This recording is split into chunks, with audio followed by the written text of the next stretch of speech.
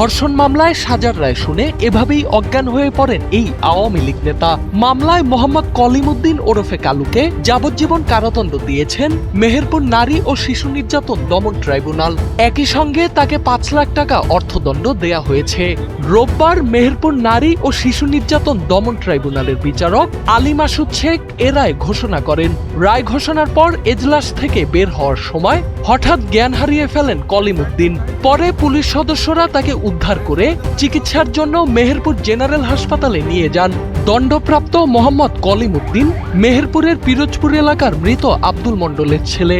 তিনি স্থানীয় আওয়ামী লীগ নেতা এবং পিরোজপুর ইউনিয়নের ২ নম্বর ওয়ার্ডের মেম্বার।